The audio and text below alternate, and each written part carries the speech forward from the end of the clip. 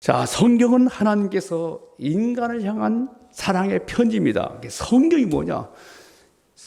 하나님의 사랑의 편지예요. 죄인들을 향한. 자, 오늘 묵도할 때 읽었는데 요한복음 3장 16절 잘 알고 있잖아요. 한번 해볼까요? 한번 시작. 하나님께서 세상을 이처럼 사랑하사 독생자를 주시니 이는 그를 밀자마다 멸망하지 않고 영생으로 합니다. 죄인들을 향해서 독생자 예수님을 보내주셨다. 사랑의 편지예요. 성경 한마디로 하나님의 죄인들을 향한 편지다. 사랑의 편지다. 러브레터입니다. 네. 자, 그리고 바울은 새 언약의 직분과 그 직분이 얼마나 영광스러운가를 말씀하고 있습니다. 우리는 그리스도의 편지입니다. 편지. 우리 삶에서 실제로 그리스도의 그 편지답게 살 수 있기를 기도합니다. 그리고 새 언약의 직분이 얼마나 영광스러운가를 알고 성도로서의 자부심과 목자로서의 자부심과 긍기를 가지고 새 언약의 일꾼의 사명을 감당하기를 기도합니다. 아멘. 자, 첫째, 우리는 그리스도의 편지다. 1절 3절입니다. 자, 고린도 교회는 사도 바울을 비방하고 고린도 교회 성도들을 미혹하는 거짓 선생이 있었습니다. 그들은 어떤 추천서를 가지고 있었어요. 추천서. 아마 그들은 바리새파 출신의 교사들이었던 것 같습니다. 그들은 추천서를 보면서 예루살렘 교회로부터 전폭 지지를 받는 정통 중에 정통이다. 나는 정통이다. 바울은 추천서가 없는 비방하는 겁니다. 다시 말해서 바울은 그러니까 열두 사도가 아니다. 그렇게 비방하는 거예요. 그러니까 정통성에 문제가 있다는 거예요. 또 그들은 복음만 믿어서는 안 되고 율법을 행해야 된다. 복음 플러스 율법. 항상 복음 플러스 뭐가 붙으면은 그거는 이단이에요. 복음 마이너스 복음 플러스 방언, 복음 플러스 신, 다 이단입니다. 문제가 있는 거예요. 복음으로 족한 거예요. 성경 말씀으로 족한 거예요. 완벽한 하나님의 말씀이에요. 그러니까 플러스가 붙으면 안 돼요. 이로써 성도들과 바울 사이에 눈에 보이지 않는 추천서 문제로 신뢰의 금이 가기 시작했고, 더 나아가서 바울이 전한 복음까지도 의심하기 시작한 거예요. 그러다 보니까 무슨 문제가 생기겠어요? 구원의 문제도 흔들린 거예요. 바울은 그런 그들에게 자신은 추천서를 보낼 필요도 없고 추천서를 받을 필요도 없고 보여줄 필요도 없다고 말씀하고 있습니다. 왜 그렇습니까? 바울은 너희 고린도 교회 성도들이야말로 그리스도께서 친히 써주신 추천서다, 이렇게 말씀하고 있습니다. 사도 바울이 들고 다니는 추천서는 어떤 사람들처럼 먹은로 종이나 무슨 돌파에 쓴 것, 그런 것이 아니었습니다. 이 추천서는 살아계신 하나님의 영으로 고린도 교회 성도들의 마음판에 쓰여져 있는 거예요. 마음판에. 예.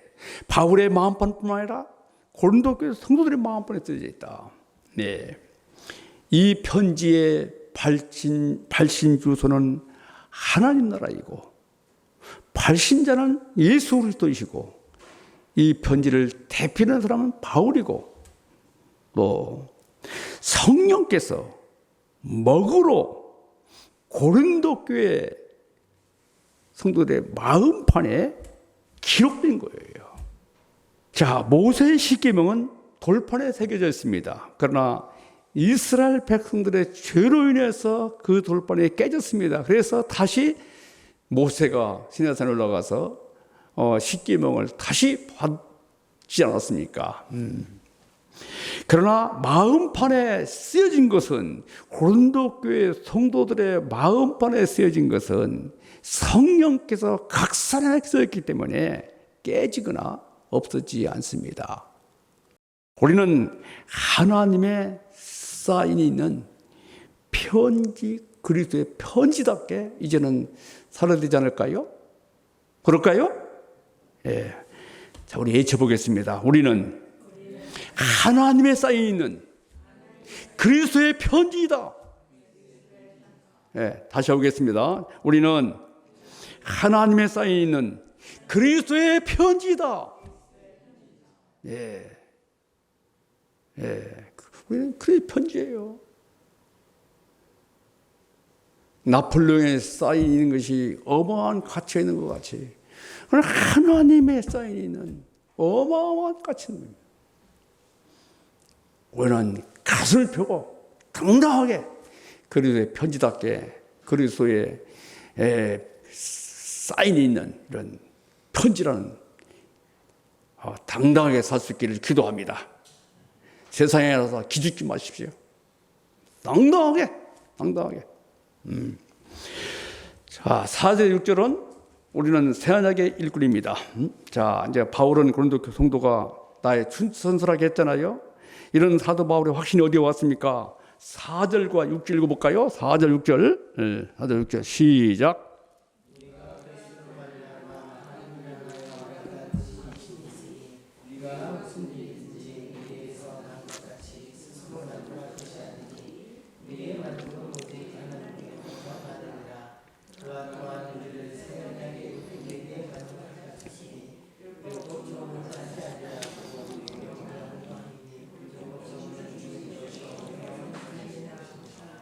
예, 여기 보면은 만족해 했다는 단어가 두 번 나오잖아요.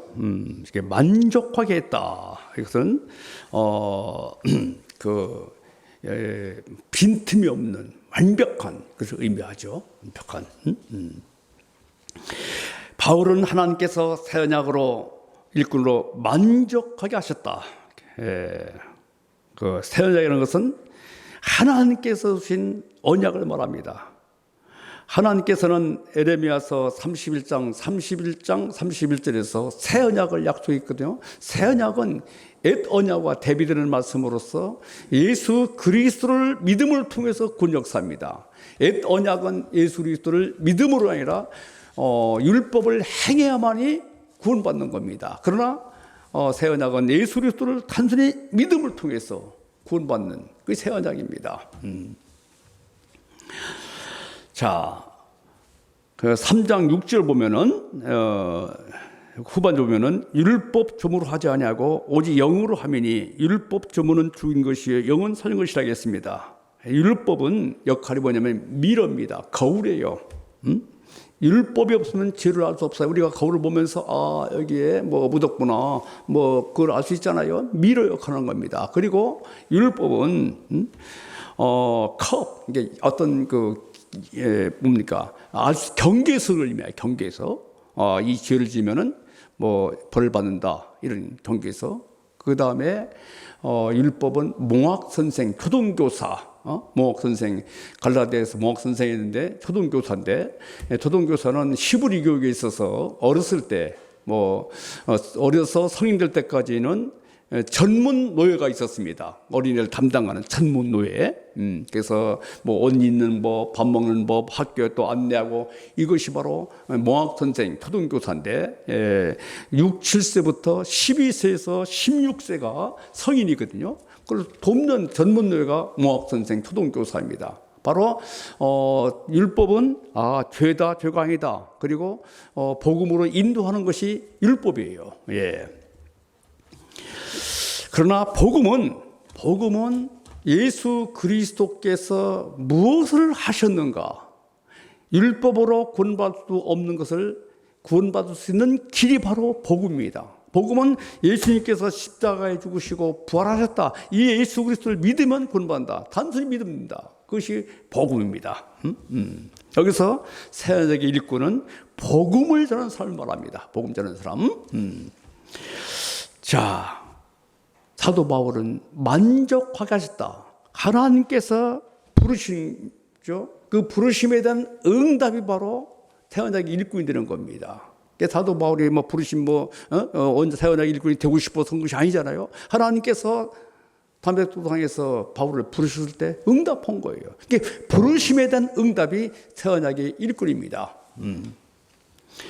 그래서 하나님께서도 만족해 하시고 나 자신도 만족하다는 겁니다. 부르시면 응답이 있기 때문에. calling response. 예. 실제로 18절면은 이 언약의 직분은 너무나 영광스러운 거예요. 그 영광이 뭐냐? 18절 읽어볼까요? 영광이. 17, 18절. 시작.